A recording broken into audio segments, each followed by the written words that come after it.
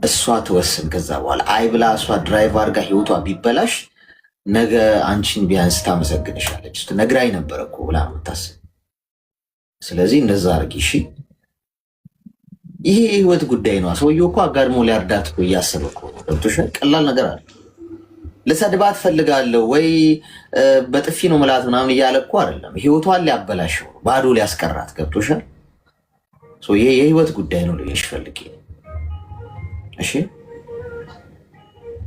እሺ አሌክስ አመሰግናለሁ። ለዛ ነው እሷ መኖሩን ያኔ እሷን እንድትሰማ ስላልፈለግኩ ነው እዚህ እንጂ እነግራታለሁ። በቃ ያኔ ወይኔ በኋላ መሬት ቀራለሁ ወይን አሰማኝ ምናምን ለሱ ትነግራለች ወይ ለትዳር ከፈረሰ እኔ ምክንያት ሆናለሁ ብዬ ነው የፈራሁት።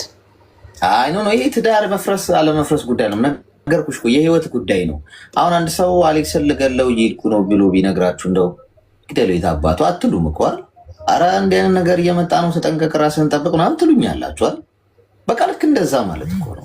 ይሄ እኮ የትዳር መፍረስ አለመፍረስ ጉዳይ አለው። በትዳር ውስጥም እኮ ባል ሚስትን ሊገላት ካሰበ ወይ ሚስት ባሏን ልትገል ካሰበች ዝም ብላችሁ ነው እንዲህ የምታዩት?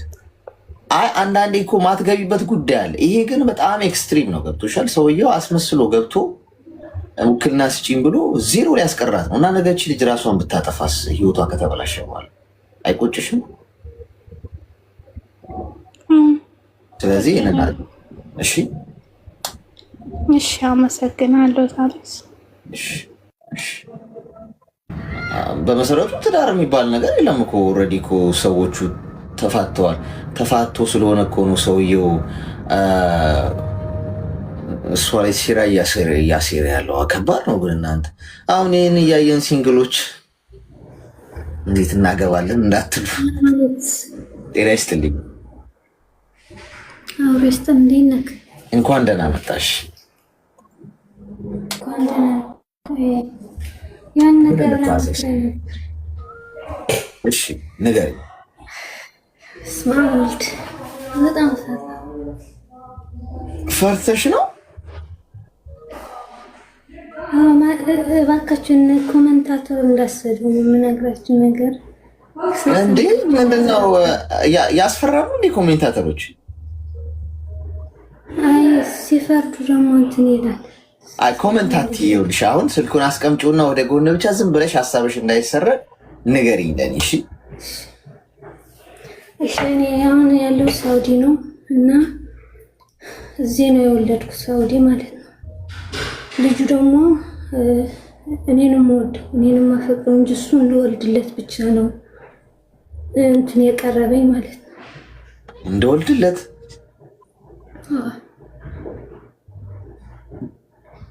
ብሎሽ ነው እሱ ራሱ? እሱም ብሎኝ በአፉ እንደሱ ብሎኛል። ለእህቶቹ እንደሱ እያለ ነው የሚነግራቸው። አምነሽበት ነው የገባሽው አንቺ? መጀመሪያ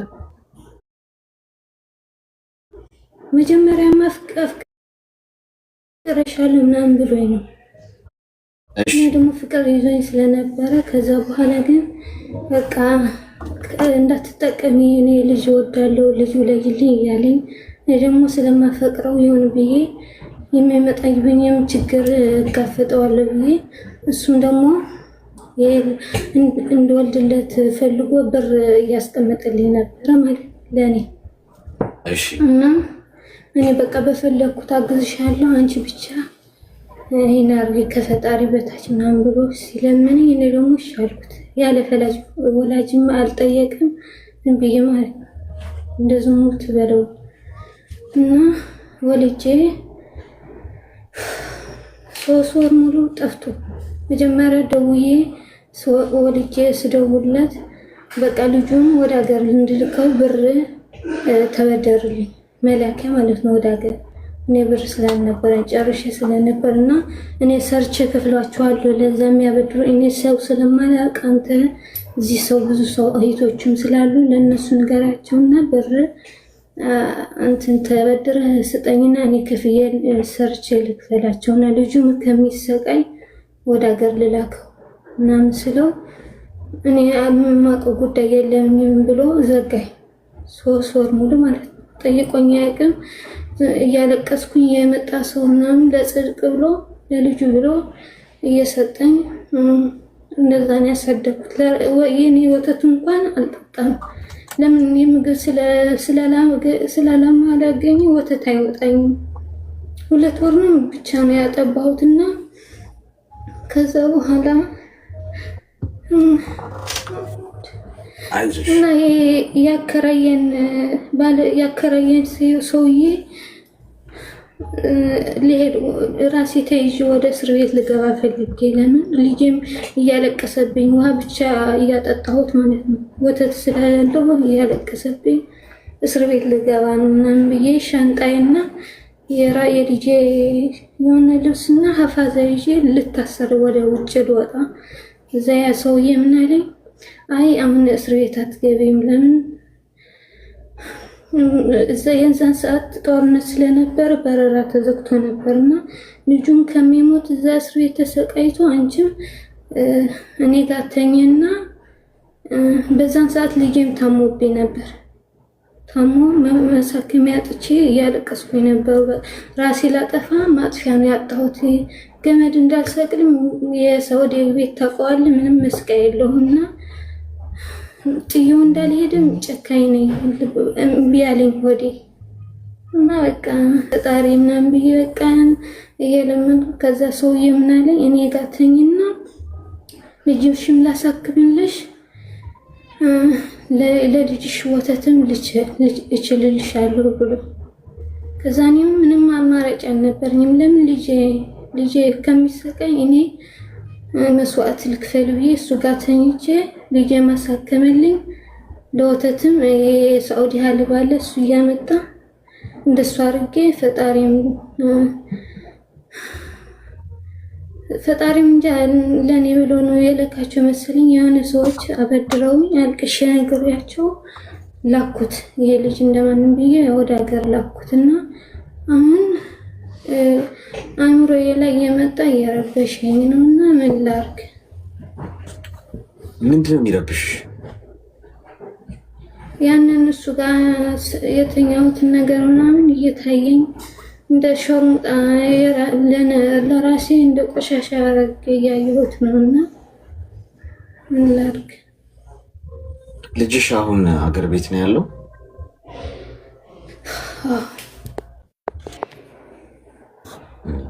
አይዞሽ። አሁን ስራ ትሰሪያለሽ? አሁን እግዚአብሔር ይመስገን ያሁሉ የተገፋው ታይቶ ነው መሰለኝ። ፈጣሪም ጥሩ ስራ አለኝ፣ እግዚአብሔር የተመሰገነ ይሁን። ግን ጭንቅላቴ እንትን እየረበሸኝ ስለሆነ ነው። እሺ ያን ስህተት ነው። እኔ እሱ ጋር በመተኛት ስህተት ነው ወይ? እኔ በእርግጥ ስለ ልጄ ስለጠየቀኝ ጨንቆኝ ስለነበር ነው በዛን ሰዓት እንደሱ ያደረኩት፣ ወድጄ አይደለም። አይዞሽ። የልጅ አባትም 3 ወር ሙሉ ዘጋኝ፣ አላቅሽም ብሎ ዘግቶኝ ስለነበር በቃ ምንም መሄጃ ስላጣሁ ነው። የእሱ እህቶችም ነበሩና ልጄ ታሞብኝ ነውና ሰርቼ እልከፍላችኋለሁ ስጡኝ ስላቸው ይሞትን የሚያደርገኝ ብለው ዘግቶኝ ስለነበር ነው እንደዛ ያደረኩት። አማራጭ አጥቼ ማለት ነው። አይዞሽ። እስቲ ሚውት አድርጊና አዳምጪኝ ተረጋግተሽ። አንደኛ ራስሽን በጥፋተኝነት ስሜት ውስጥ ከተሽ በጸጸት ማሰቃየትሽን አቁሚ። ሰው ከዚህም በላይ ሁላችንም ስህተት ሰርተናል። ማንም ንጹህ የለም። ቆሻሻ የሆንኩኝ ያህል ይሰማኛል አልሽ። ማን ንጹህ አለ? ሲጀምር ማንም ንጹህ የለም። ገብቶሻል? አንቺ ለራስሽ እኮ አንድ ነፍስ እኮ አታንሽም ነበር። ለልጅሽ ስትይ ነው ያደረግሽው እንጂ ብቻሽን ብትሆኚ መንገድ ላይም ጎዳናም ወጥተሽ ምናምን ለምነሽም ስለመብላት ነው የምታስቢው። ለልጅሽ ስትይ ግን ያንን አደረግሽ። ተቀበዩ። እየተሰቃየሽ ያለሽው ከትግል ውስጥ ስላለሽ ነው። ይሄ መሆን የለበትም። ሰዎች ቢሰሙ ምን ይሉኛል?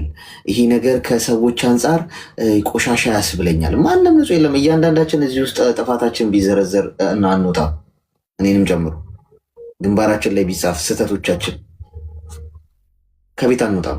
ሁሉም ስህተት ሰርቷል በህይወት ውስጥ። ስተት ግን ወደ ትክክለኛው መንገድ ነው የሚመራሽ። ስተት ሳይሰራ እያደገ ስተት ሳይሰራ ችግሩን ያለፈ ስተት ሳይሰራ በመከራ ውስጥ ያለፈ የለም። ሁሉም ሰው ስተት ይሰራል። እንደ አንድ የህይወትሽ ትምህርት ቁጠሪው እንጂ እንደ ስህተት አትቁጠር። ትምህርት ሰው ህይወቱን ከፍሎ ይማራል። ሰው በእሳት ተፈትኖ ይማራል። ሰው ፈጣሪ በዚህ ውስጥ እንድታልፊ የፈቀደው አንድ ትምህርት እንዲያስተምርሽ።